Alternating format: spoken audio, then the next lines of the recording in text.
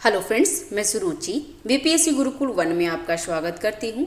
Friends, आज हम देखेंगे परफेक्शन आईएएस का 90 डेज प्लानर जो है उसका जो सब्जेक्ट चल रहा था, ये पॉलिटी सब्जेक्ट चल रहा है फ्रेंड्स। इसमें को टोटल 7 वीडियो में अपलोड कर चुकी हूँ और डे 7 तक हो चुका है और आज हम लोग डे 8 देखेंगे, ठीक है। और ऐसे देखें तो डे 68 है और 69 2 डेज और का बच रहा है फ्रेंड्स। इसमें 9 डेज का पूरा पॉलिटी का रिवीजन था। तो इसमें आज का टॉपिक में है क्या है, तो आज टॉपिक में है राज्यपाल, राज्य विधानमंडल और पंचायती राज के बारे में है, जो कि तीनों इंपॉर्टेंट क्वेश्चन है फ्रेंड्स, इसमें से मिल जाएगा। और फ्रेंड्स, इसमें देखेंगे अगर ये बड़ा हो जाएगा तो इसमें क्या करेंगे ना, इसका दो पार्ट में ले आएंगे, ठीक है, क्योंकि ये बहुत बड़ा बड़ा टॉपिक भी है। तो इसमें 2 पार्ट्स में, एक में पंचायती राज अलग ले लेंगे और विधानमंडल राज्यपाल एक में ले लेंगे, ठीक है, क्योंकि ये बिल्कुल डिफरेंट है, ठीक है। और फ्रेंड्स, चैनल पे नए हैं तो चैनल को सब्सक्राइब कर लीजिएगा, लाइक करिए, शेयर कीजिए। और 90 डेज प्लानर में हिस्ट्री भी 5 वीडियो अपलोड कर दी हूँ। तो ये पॉलिटी 2 वीडियो 3 वीडियो इसको और आएंगे और ये कंप्लीट हो जाएगा ना, तो हिस्ट्री को कंप्लीट करेंगे, उसके बाद सारे सब्जेक्ट को जल्दी जल्दी कंप्लीट कर लेंगे, ठीक है। जो मैं डेली 1 से 2 वीडियो में डेली डाल रही हूँ 90 डेज प्लानर का, तो कंप्लीट हो जाएगा फ्रेंड्स। और एडिटोरिया का एडिटोरिया का फ्रेंड्स करंट अफेयर, जो एडिटोरिया करंट कॉन्सेप्ट करके आता है, उसमें जनवरी टू मई तक हमारा प्लेलिस्ट में आपको मिल जाएगा। और साथ ही साथ एडिटोरिया का है जुनून टेस्ट सीरीज, आधार टेस्ट सीरीज और बिहार तथ्य संग्रह हमारे प्लेलिस्ट में मिल जाएगा, तो जाकर के देख लीजिएगा। और परफेक्शन आईएएस का टेस्ट भी हो रहा है और खान सर का बिहार स्पेशल करंट अफेयर, और बिहार स्पेशल में एक बीपीएससी मेकर का भी करंट अफेयर में डाल रही हूँ फ्रेंड्स, उसमें ज़्यादा बहुत अच्छा कंटेंट दिया हुआ है, इसलिए मैं उसको कंटिन्यू कर रही हूँ। तो आप मुझे देख के बताइएगा, अगर सही रहेगा तो मैं उसको और कंटिन्यू करूँगी, अदरवाइज उसको स्किप कर दूँगी, ठीक है। तो चलिए स्टार्ट करते हैं पहला क्वेश्चन से, ठीक है। फ्रेंड्स, चैनल पे अगर नए हैं तो चैनल को सब्सक्राइब कर लीजिएगा, इसमें बिल्कुल पैसे नहीं लगते, वो सब्सक्राइब बिल्कुल फ्री है। बेल आइकन दबा दीजिएगा ताकि जो भी मैं वीडियो डालूँ ना, आपको सबसे पहले नोटिफिकेशन मिल जाए।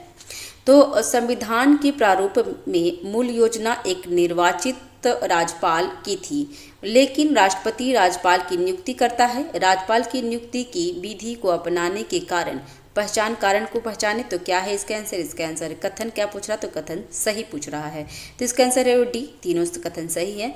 यह देश को एक और चुनाव के बुरे परिणाम से बचाएगा और राज्यपाल और मुख्यमंत्री के बीच अक्सर होने वाले टकराव से बचाना और चुनावी खर्चों में कटौती करना। तो ये राज्यपाल के लिए भी है और राष्ट्रपति के लिए भी सेम ही चीज़ है फ्रेंड्स, तो ये ध्यान रखिएगा। तो इसका डिस्क्रिप्शन पढ़ लेंगे। तो हर प्रांत को एक और चुनाव के लिए लाखों प्राथमिक मतदाताओं के साथ एक चुनाव के भंवर में डुबाना देश की प्रगति के लिए अत्यधिक हानिकारक होगा।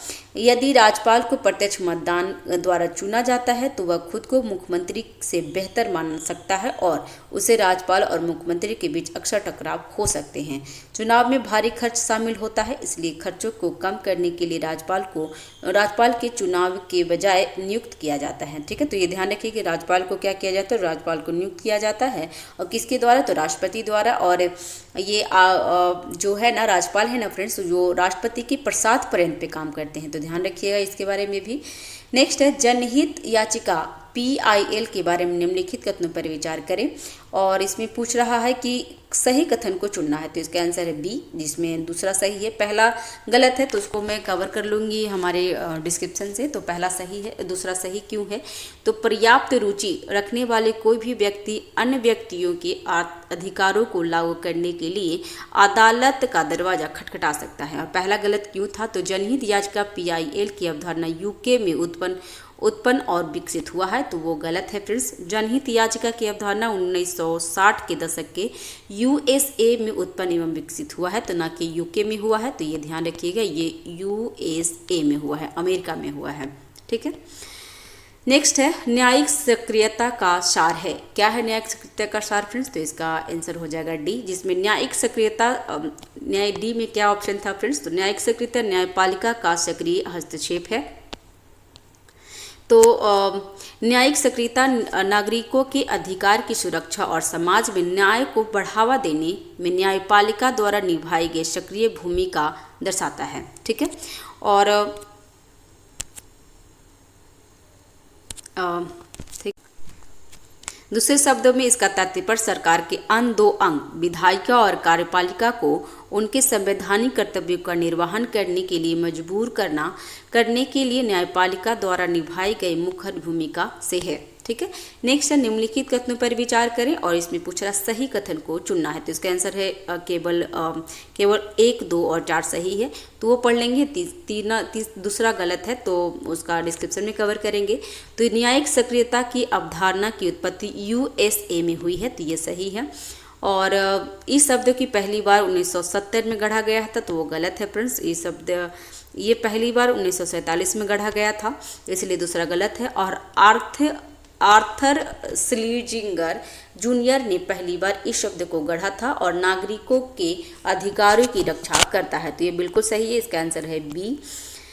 न्यायिक सक्रियता की अवधारणा की उत्पत्ति और विकास संयुक्त राज्य अमेरिका मतलब USA में हुआ है। और कथन दूसरा गलत था क्योंकि यह शब्द पहली बार 1947 में गढ़ा गया था। भारत में न्यायिक सक्रियता का सिद्धांत 1970 के दशक के माध्यम से पेश किया जाता है और न्यायमूर्ति BR कृष्ण अय्यर, न्यायमूर्ति PN भगवती, न्यायमूर्ति O चिन्नप्पा रेड्डी और न्यायमूर्ति DN देसाई ने देश में न्यायिक सक्रियता की नींव रखी है। तो ध्यान रखिएगा ये चारों को फ्रेंड्स, क्योंकि हो सकता है कि नेक्स्ट एग्जाम में ये नाम इनका आ जाए। ठीक है, नेक्स्ट है यह शब्द पहली बार 1947 में अमेरिकी इतिहासकार और शिक्षक आर्थर स्लीजिंगर जूनियर द्वारा गढ़ा गया है और न्यायिक सक्रियता के नागरिकों के अधिकारों की सुरक्षा और समाज में न्याय को बढ़ावा देने में न्यायपालिका द्वारा निभाई गई सक्रिय भूमिका को दर्शाता है। नेक्स्ट न्यायिक समीक्षा के बारे में निम्नलिखित कथनों पर विचार करें और यहाँ पे पूछ रहा है सही कथन को चुनना है। तो न्यायिक समीक्षा का सिद्धांत संयुक्त राज्य अमेरिका में उत्पन्न और विकसित हुआ है, तो जस्ट अभी हमने देखा था, तो सही है। संघीय और राज्य दोनों कानून सर्वोच्च न्यायालय द्वारा न्यायिक समीक्षा के अधीन हो सकते हैं, तो ये भी सही है। तो इसका आंसर है ए, जिसमें 1 और 2 सही है। तीसरा गलत था कि संविधान का अनुच्छेद 13B न्यायिक समीक्षा के कृतियों का चलन बतलाता है, तो वो गलत था फ्रेंड्स। तो गलत क्यों था तो ये देख लेते हैं।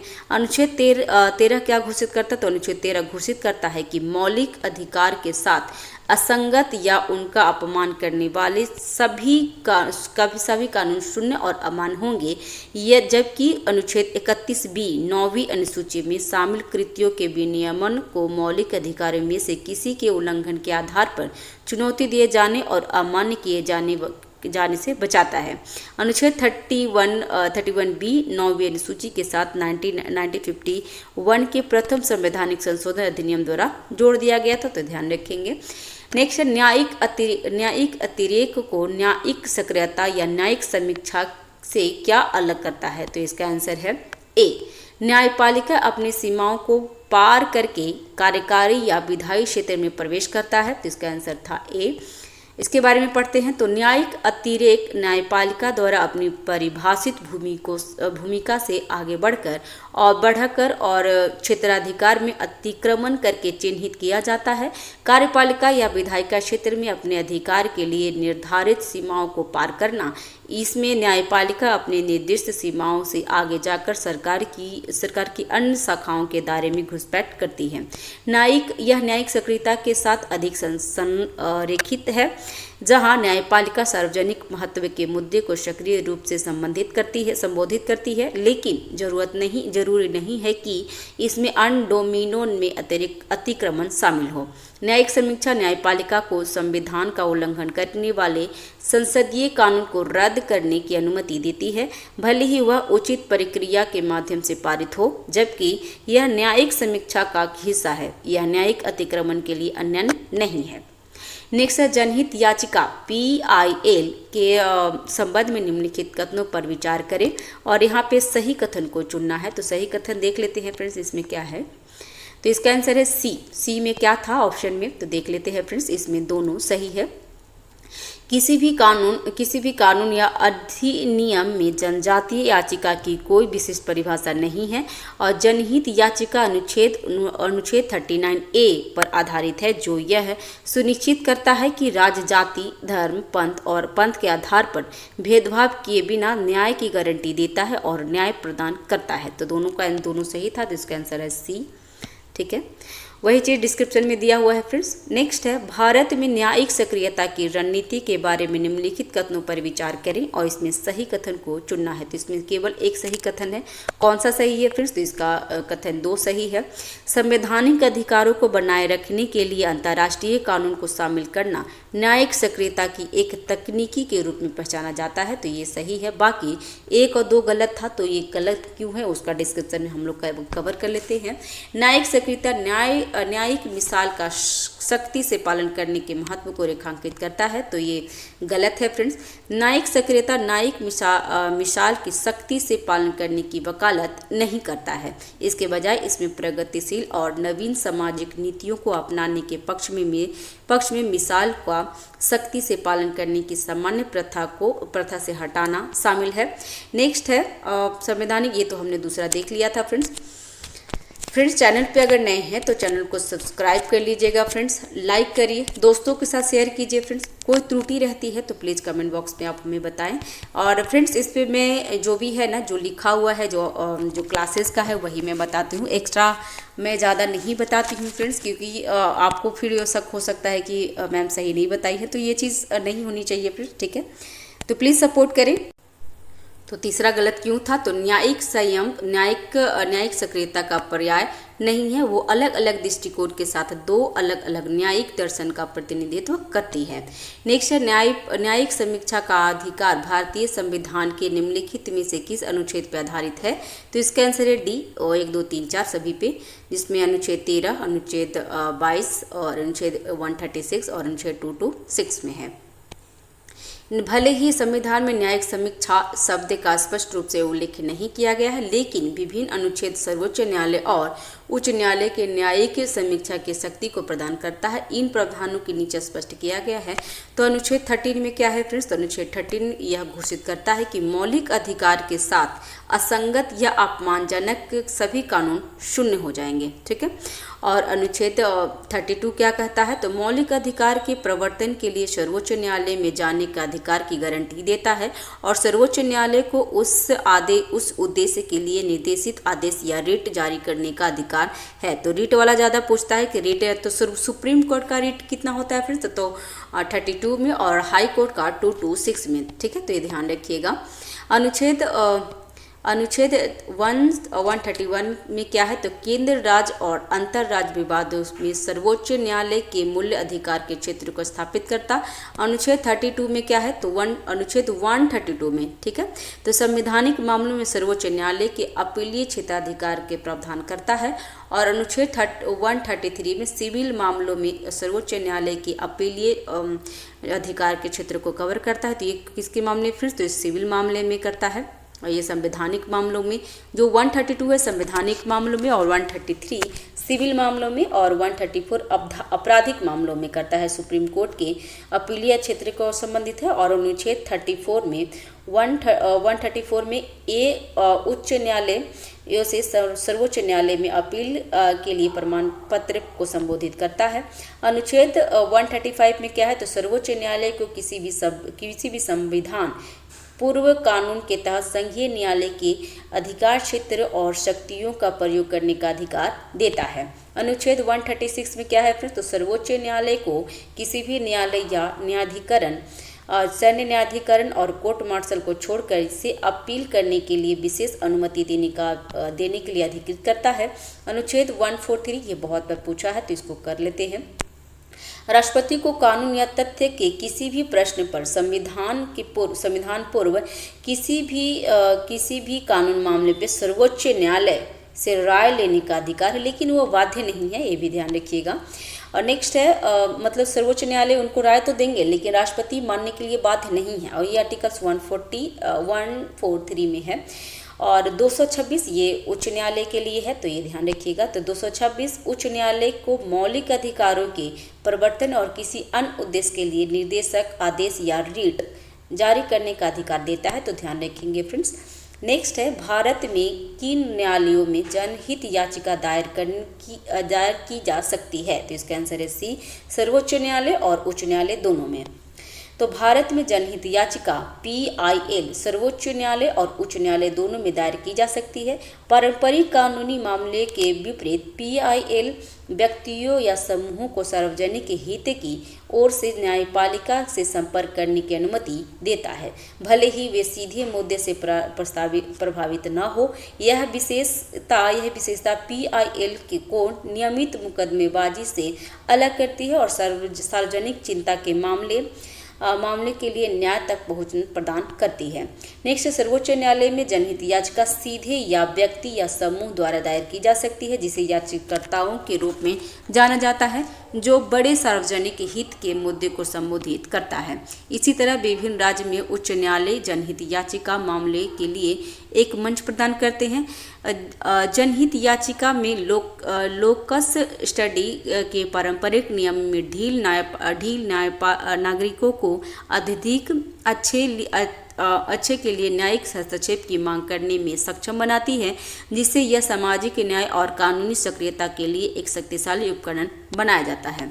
ठीक है, नेक्स्ट है राजपाल सामान्यतः राज्य मंत्रिपरिषद की सहायता और सलाह पर कार्य करेगा। इसका आंसर है 1 और 2 दोनों कथन सही है, जिसमें विधानसभा को बुलाना और विधानसभा का सत्रावसान करना। विधान परिषद का विघटन करने में राज्यपाल का कोई हाथ नहीं होता है फ्रेंड्स, तो ध्यान रखिएगा। संविधान में 2 प्रावधान है जो राज्यपाल की विधानसभा को बुलाना, सत्रावसान करना और भंग करने की शक्ति संबंधित है। अनुच्छेद 174 कितना, तो अनुच्छेद 174 के तहत राज्यपाल सदन को उस समय और स्थान पर बुलाता है जैसे वह उचित समझे। अनुच्छेद 174(2)A में कहता है कि राज्यपाल समय समय पर सदन को स्थगित कर सकता है, और 174(2)B में क्या कहता है कि उसे विधानसभा को भंग करने की अनुमति देता है। अनुच्छेद 163 में कहता है 163 क्या कहता है, तो राज्यपाल मंत्रिपरिषद की सहायता और सलाह से अपना कार्यों का निर्वहन करेगा। लेकिन इसमें यह भी कहा गया है कि यदि संविधान के अनुसार उसे अपने विवेक से कोई कार्य करना हो तो उसे उसकी सलाह के लिए आवश्यकता नहीं होगी। विधान परिषद को भंग नहीं किया जा सकता है, तो ये ध्यान रखिएगा। विधान परिषद को भंग ही नहीं किया जाता है, क्योंकि विधान परिषद और जो राज्यसभा, जो केंद्रीय में राज्यसभा होते हैं, सेम जैसे होते हैं। नेक्स्ट है निम्नलिखित कथनों पर विचार करें और इसमें गलत कथन को चुनना है। सबसे पहले क्वेश्चन यही देख लेंगे फ्रेंड्स कि गलत कथन पूछ रहा है या सही कथन पूछ रहा है। तो इसमें गलत पूछ रहा था, तो 1 और 3 गलत है, 1 और 3 गलत है, और 2 और 4 सही है। तो जो सही है उसको हम लोग कवर करते हैं, बाकी गलत को हम लोग डिस्क्रिप्शन में कवर कर लेंगे। तो राज्यपाल का चुनाव विशेष रूप से गठित निर्वाचन मंडल द्वारा किया जाता है। तो वो राज्यपाल का चुनाव विशेष रूप से गठित निर्वाचन मंडल द्वारा किया जाता है और राज्यपाल केंद्र सरकार के अधीन या उसके अधीन होते हैं। राज्यपाल राष्ट्रपति के प्रसाद पर्यंत पद धारण करते हैं और राज्यपाल की नियुक्ति कनाडा के संविधान के आधार पर लिखा गया। तो फ्रेंड्स यहाँ पे हमें ना ये यहाँ पे गलत लग रहा है, ठीक है। हम डिस्क्रिप्शन पढ़ लेते हैं, कवर जल्दी होगा। तो पहला कथन सही है, हमें 1 और 3 सही लग रहा है फ्रेंड्स, और गलत लग रहा है तो 2 और 4 गलत लग रहा है। देखते हैं। तो राज्यपाल की नियुक्ति कनाडा के संविधान पर आधारित है। तो अमेरिकी मॉडल जहां किसी राज्य के राज्यपाल को सीधे चुना जाता है को हटा दिया जाता है, और कनाडाई मॉडल जहां किसी प्रांत के राज्यपाल को गवर्नर जनरल द्वारा नियुक्त किया जाता है, संविधान सभा के स्पीकर के द्वारा कर लिया गया है, तो स्वीकार कर लिया। तो ये फ्रेंड्स पहला तो हमारा सही था कि ये कनाडा से लिया गया है, ना कि अमेरिका से लिया गया। तो पहला तो सही हुआ।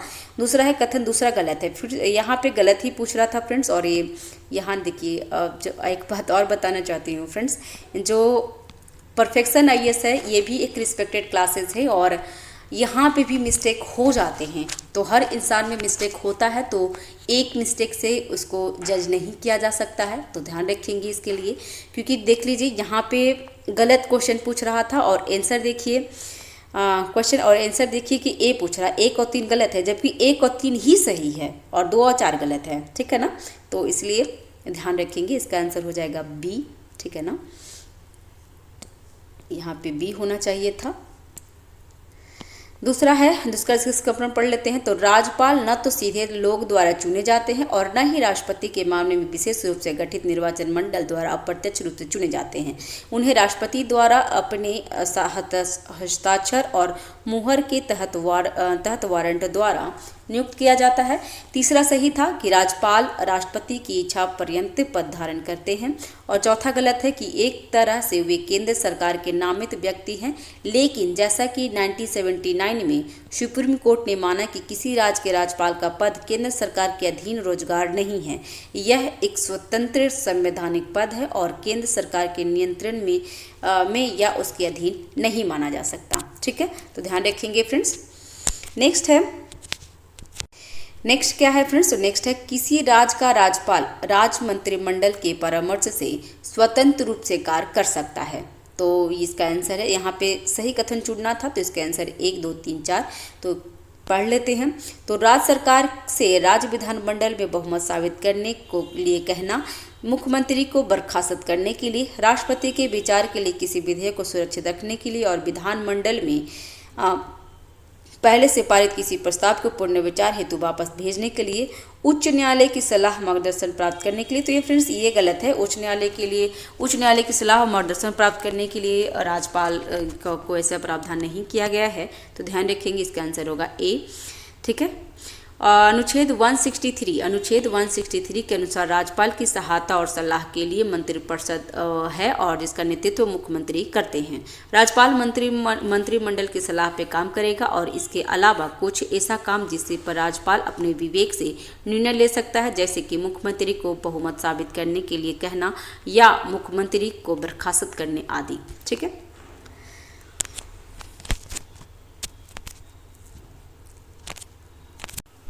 नेक्स्ट है, निम्नलिखित कथनों पर विचार कीजिए और इसमें पूछ रहा है गलत कथन को चुनना है। फ्रेंड्स मुझे बार बार कमेंट कर रहे हैं कि मैम फुल स्क्रीन में कीजिए, फुल स्क्रीन में कीजिए, आपका फुल स्क्रीन में नहीं होता है। तो आपको बता दूं फ्रेंड्स, जो हमें कमेंट कर रहे हैं कि ये जो मैं क्वेश्चन है ना, मैं क्वेश्चन को पूरा जूम करके दिखाती हूँ ताकि आप अगर अपनी स्क्रीन मोबाइल स्क्रीन पे देखेंगे ना तो ये कंप्लीट आपको दिख जाएगा। अगर मैं ये इसको पूरा करके रखती हूँ, पूरा स्क्रीन को ऐसे रखती हूँ, तो क्या आपको सही से समझ में आ रहा है? नहीं आ रहा है ना। तो इसलिए मैं इसको जूम करके दिखाती हूँ और कोई क्वेश्चन छूटता नहीं है, ध्यान रखेंगे। तो इसलिए मैं इसको इस पूरे क्वेश्चन को मैं जूम करके ऐसे दिखाती हूँ, एक स्क्रीन पे वो दिखता है। ठीक है, तो ध्यान रखिएगा और कमेंट करते हैं, मतलब सजेशन देते हैं तो मुझे अच्छा लगता है। आप सजेशन दीजिए, कोई दिक्कत नहीं है फ्रेंड्स। लेकिन हाँ फ्रेंड्स, नेगेटिव सजेशन थोड़ी सी कम कीजिए क्योंकि मैं अभी कोशिश कर रही हूँ और मैं आगे बढ़ने की कोशिश कर रही हूँ बहुत सारे समस्याओं से जूझते हुए। तो प्लीज़ मुझे सपोर्ट करें, मोटिवेट करें ताकि मैं आपको मोटिवेट करूँ और आप आगे बढ़ें, साथ ही साथ हम भी आगे बढ़ें। ठीक है फ्रेंड्स, क्योंकि एक कमेंट, एक रॉन्ग कमेंट मेरा पूरा दिन खराब कर देता है। वैसे होना नहीं चाहिए बट ऐसा होता है, नेगेटिव कमेंट।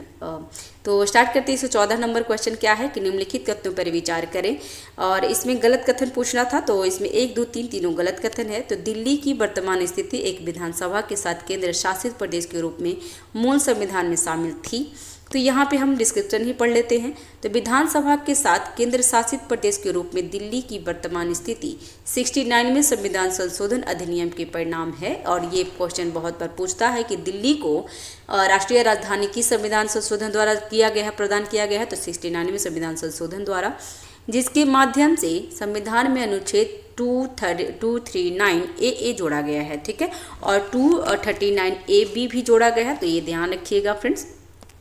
नेक्स्ट है, तत्कालीन भारत के मुख्य न्यायाधीश दीपक मिश्रा और न्यायमूर्ति के सीकर एवं M.A. खानविलकर, D.Y. चंद्रचूड़, अशोक भूषण की पीठ ने 3 अलग अलग लेकिन एक मत आदेश से कहा कि दिल्ली के उपराज्यपाल की स्थिति किसी राज्य के राज्यपाल की नहीं है, बल्कि यह सीमित अर्थों में प्रशासक बने हुए हैं जो उपराज्यपाल के पदनाम के साथ काम करते हैं।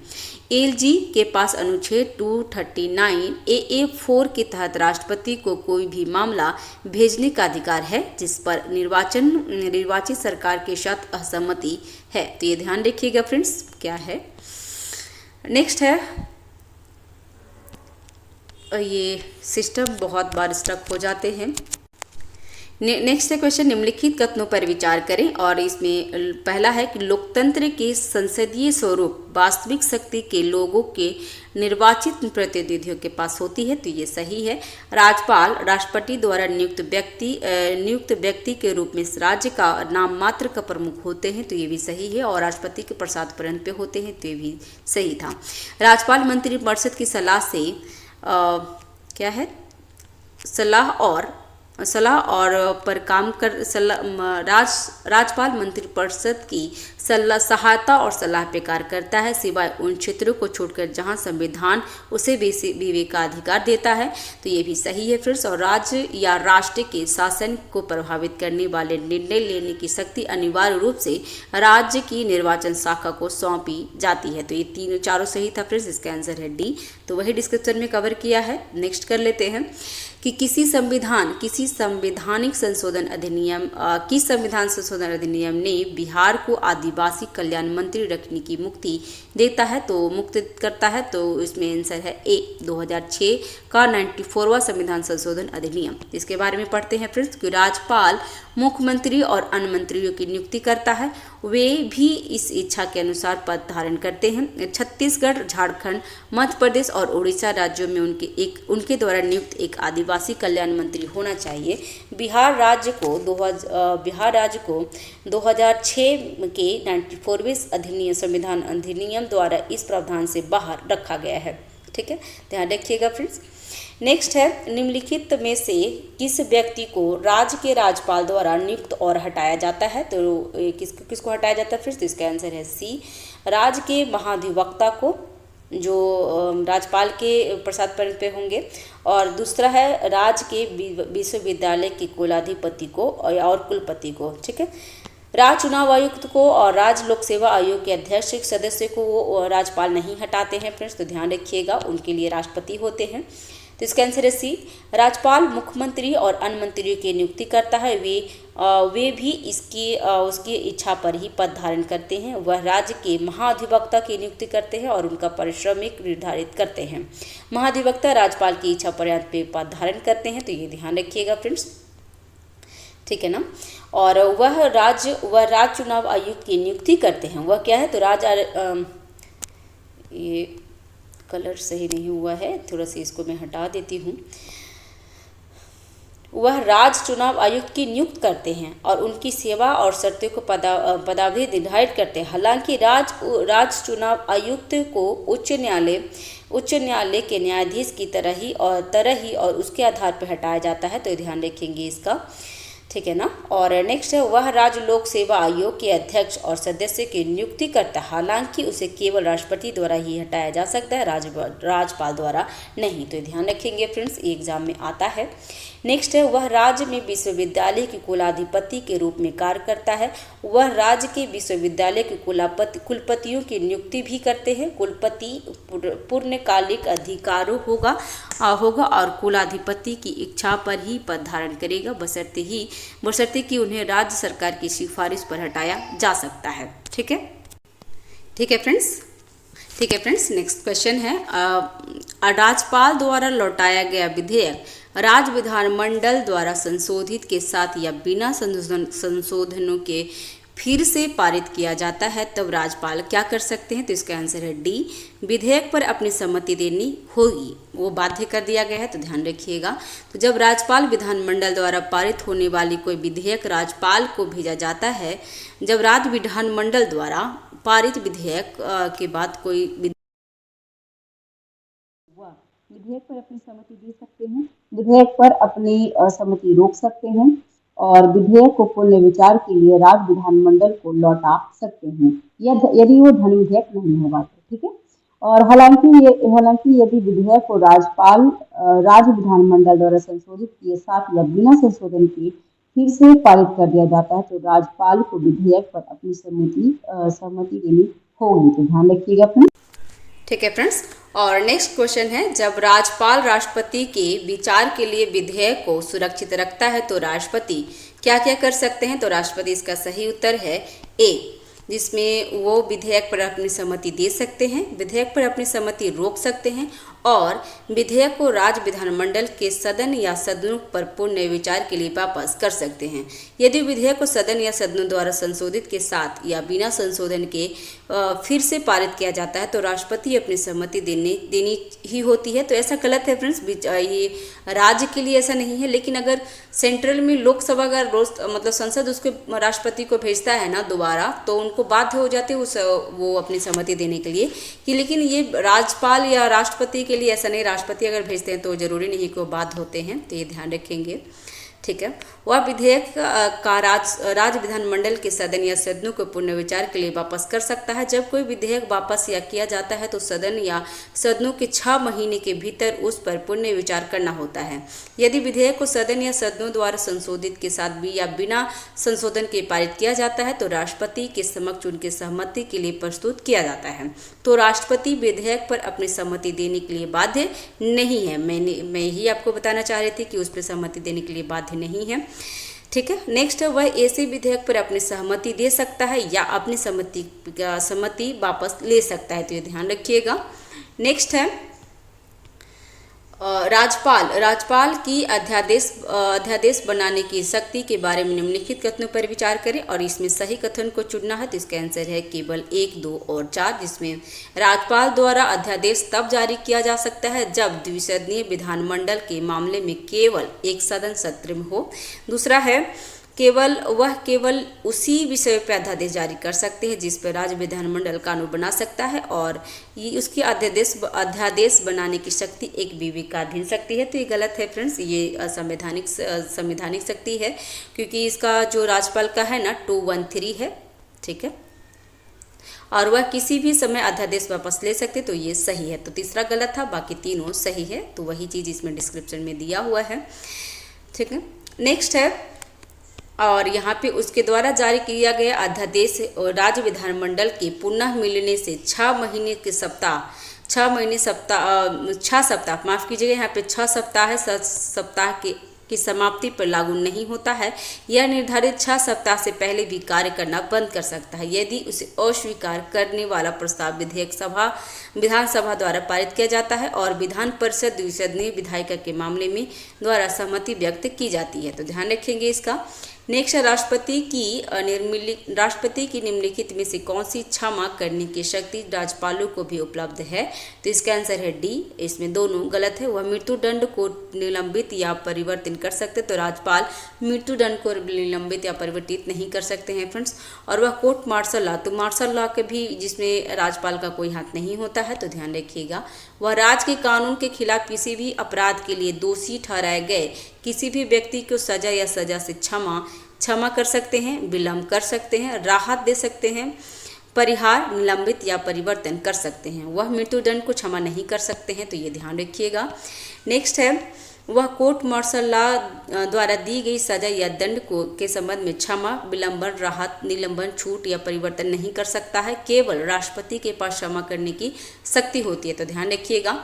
नेक्स्ट, निम्नलिखित में से कौन सा प्रत्यक्ष चुनाव की प्रणाली के बजाय राज्यपाल की नियुक्ति की वर्तमान प्रणाली को अपनाने का तर्क नहीं है। तो इसका आंसर है ए में क्या था, तो राज्यपाल के प्रत्यक्ष चुनाव की प्रणाली राज्यों में स्थापित संसदीय प्रणाली के साथ अच्छी तरह से संरेखित करता है।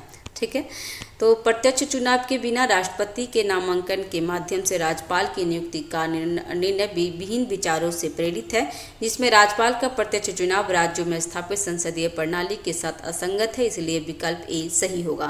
राज्यपाल एक संवैधानिक नाममात्र के प्रमुख के रूप में कार्य करते हैं। प्रत्यक्ष चुनाव और व्यापक व्यय के लिए विस्तृत व्यवस्था गारंटी नहीं देता है।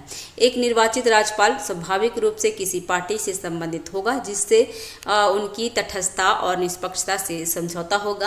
राष्ट्रपति के नामांकन की प्रणाली केंद्र को राज्यों पर नियंत्रण बनाए रखने की अनुमति देता है। राज्यपाल का प्रत्यक्ष चुनाव राज्य में आम चुनाव के दौरान नेतृत्व की समस्या पैदा कर सकता है, जहां मुख्यमंत्री अपने नामित व्यक्ति को राज्यपाल पद के लिए चुनाव लड़ने के लिए प्रस्तापित कर देंगे। प्राथमिकता देंगे और इसे इसलिए सत्तारूढ़ दल के दूसरे दर्जे के व्यक्ति को राज्यपाल के रूप में चुना जा सकता है। नेक्स्ट है राज्य के राज्यपाल के बारे में निम्नलिखित कथनों पर विचार करें और सही विकल्प को चिन्हित करना है। तो इसका आंसर है सही में देखना है, तो इसका आंसर 1, 2 और 3। तो वह राज्य की कार्यकारी शक्ति रखता है, तो बिल्कुल सही है। और उनकी आयु 35 वर्ष होनी चाहिए, तो ये बिल्कुल सही है। और राष्ट्रपति की इच्छा पर ही कार्यकाल का आयोजन किया जाता है, तो ये भी सही है। संविधान में उसे हटाने का अधिकार दिया गया, तो संविधान में नहीं किया है फ्रेंड्स, ये क्योंकि ये राष्ट्रपति के प्रसाद पर्यंत पे काम करते हैं, तो संविधान का इसमें कोई उल्लेख नहीं है, तो इसका ध्यान रखिएगा। इसका आंसर होगा ए। ठीक है, इसका डिस्क्रिप्शन में क्या, संविधान में उसे हटाने का कोई अधिकार नहीं बताया है, तो ध्यान रखिएगा। नेक्स्ट है संविधान कहता है कि राज्य में मंत्रिपरिषद राज्यपाल की इच्छा पर पद धारण करती है। राज्यपाल की इच्छा पर शब्द निम्नलिखित में से किसका अर्थ लगाते हैं, तो ये इसका आंसर है सी, मुख्यमंत्री की इच्छा पर। ठीक है, तो यहाँ पे है राज्यपाल राज्य के नाममात्र प्रमुख के रूप में कार्य करता है और वास्तविक मुख्य प्रमुख कौन है, तो ये मुख्यमंत्री होते हैं राज्य में। राज्यपाल मुख्यमंत्री की अध्यक्षता वाली मंत्रिपरिषद की सहायता और सलाह पर कार्य करते हैं। मुख्यमंत्री राज्यपाल को किसी मंत्री को उसके पद से हटाने का निर्देशन दे सकता है। ठीक है फ्रेंड्स, ये अभी हम ये वीडियो को ना यहीं तक समाप्त कर देते हैं। नेक्स्ट वीडियो में विधानमंडल कर लेंगे, और क्योंकि ये जो डे नंबर 69 था ना, 68 था ना, ये बहुत लंबा वीडियो है। इसमें जो 3 टॉपिक है, तीनों काफ़ी इंपॉर्टेंट है राज्य के लिए, जिसमें एक में राज्यपाल था, दूसरे में विधानमंडल और तीसरा टॉपिक है इसमें पंचायत का। तो हम लोग क्या करेंगे ना, एक में राज्यपाल रख लेंगे जो काफ़ी इंपॉर्टेंट है, उसके बाद विधानमंडल, उसके बाद पंचायती राज से हर एग्जाम में 1-2 क्वेश्चन पूछता है। तो इस वीडियो को ना, बहुत लंबा वीडियो था, 15 इसमें 20-21 पेज का था, तो इसको ना हम तीन वीडियो बना लेंगे आधे घंटे का। ठीक है, तो लाइन पे बने हैं, अगर चैनल पे बने हैं तो चैनल को सब्सक्राइब कर दीजिएगा न्यू है तो, और लाइक करिए, शेयर कीजिए फ्रेंड्स। ठीक है, कोई त्रुटि रहती है तो कमेंट बॉक्स पे आप हमें बता सकते हैं। ठीक है फ्रेंड्स, और मेरा टेलीग्राम चैनल भी है फ्रेंड्स, तो वहाँ पे भी आप ज्वाइन कर सकते हैं। इसका लिंक डिस्क्रिप्शन बॉक्स में मैं पिन कर दूँगी। ठीक है, तो धन्यवाद, आपका दिन शुभ हो। Thank you very much.